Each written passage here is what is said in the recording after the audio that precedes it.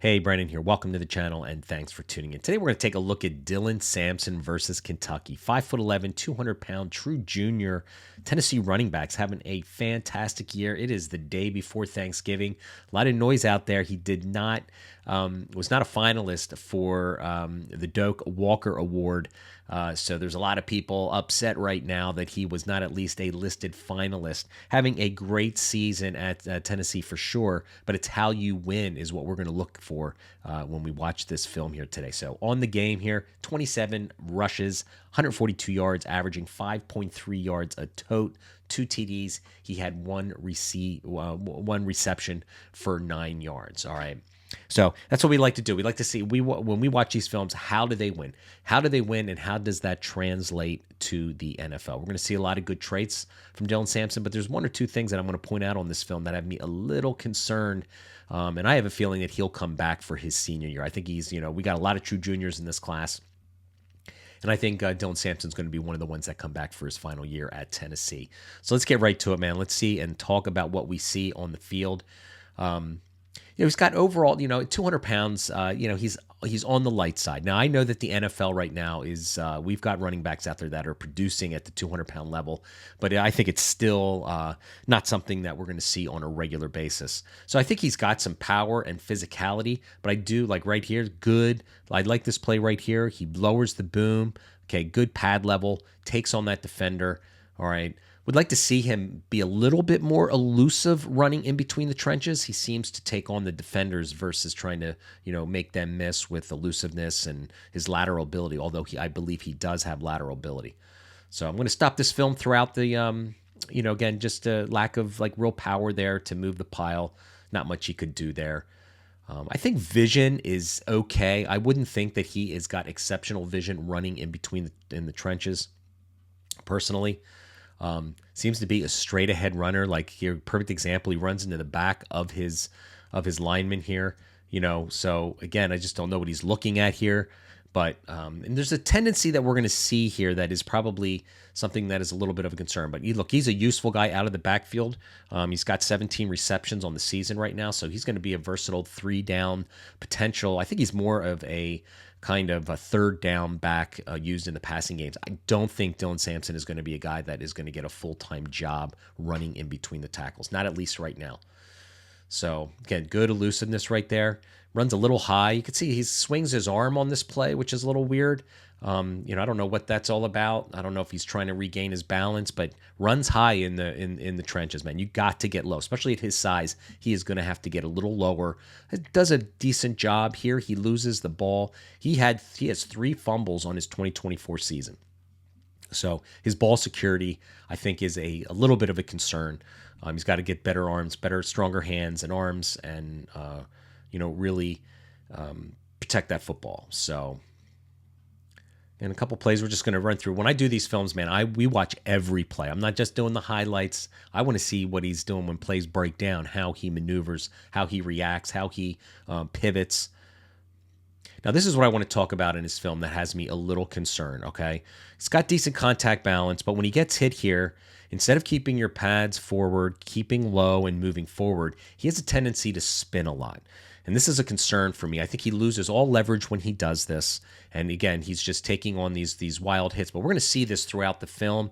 There's sometimes when he really lowers his pads and just, goes into the play. And then there's other times, like this. These spin moves are nice, but this is just very poor tackling by Kentucky. That's not going to really happen in the NFL. But again, he watch this play and watch how he spins.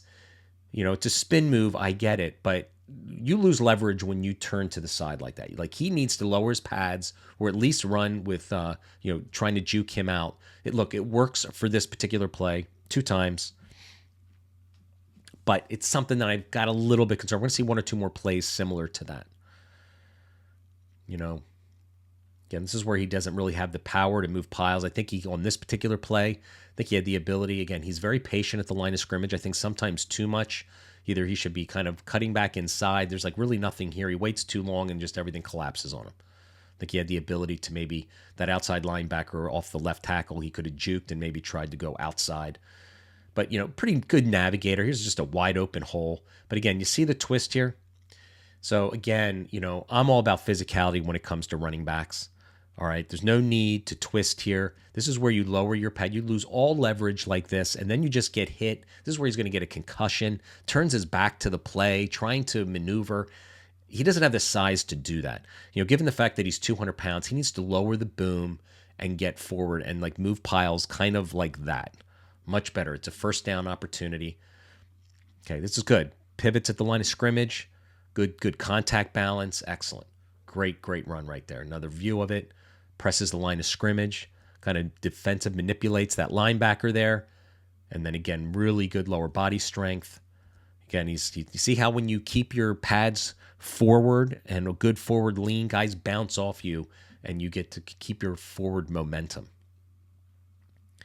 Not much he can do here. Now, apparently this guy's got 4.3 speed. I don't see it on the films that I've watched, but apparently that's what he has. So he apparently has breakaway speed. All right. So again, another play here where he loses leverage. Okay, he gets hit, and he continues to turn sideways and twists and turns in traffic. And, I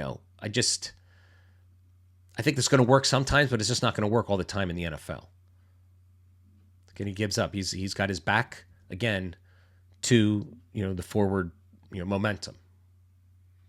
I don't know. Maybe I'm overthinking it. I don't know. I've seen too many players like this. He gives up. You see how he gives up so easily here and twists? You can't do that, man. You have to have lower leg drive. You've got to, go forward. Guys are able to twist him too easily like this. And that's what has me a little concerned about his play strength. Yeah, he's a physical player. Yeah, the stats are great. But at the same time, how does he win is the question. Now, we know Tennessee has a wide open offense. He's had some gaping holes.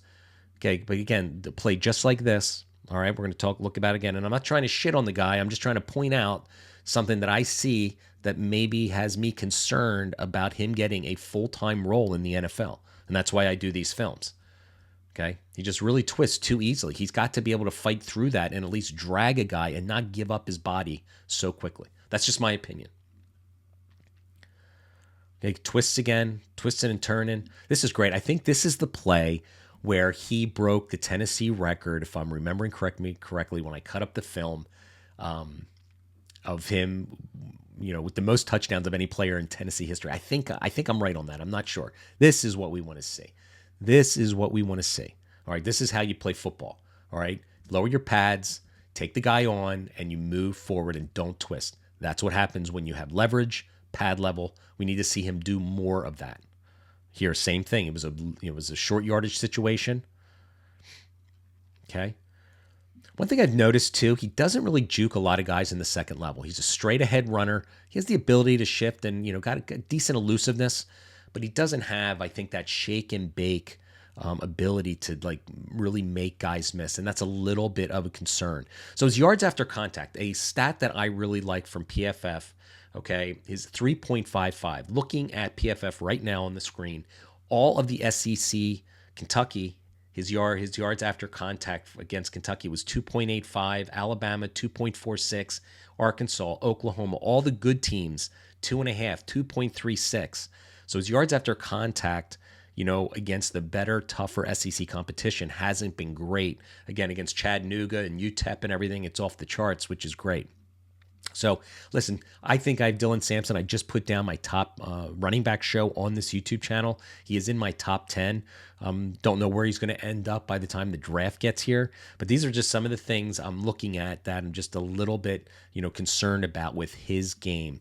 Is that physicality, the pad level, the yards after contact, and the tough physical running in between the tackles. I think he's good, but I don't think he's going to be really, really good at that, at least not right now. I think he comes back for his senior year. His pass pro is about average as well, given his small frame of 200 pounds. That's something else that we're going to have to keep an eye on. Hope you enjoyed this film breakdown, and I hope if you have shares of him in your Devi C2C leagues, again, if you want to support the channel, consider coming over to our NFL Draft Big Board subscription service. It's great. We do all 22 film breakdowns. I put them on this YouTube channel, but I can't because they're going to shut me down if I do. So I post them behind the paywall here. It's $25 a year to get all 22 films of people like Samson, which is is really the better way to watch film. All right, enough of me chatting. Have a great Thanksgiving, everybody. Thanks for watching.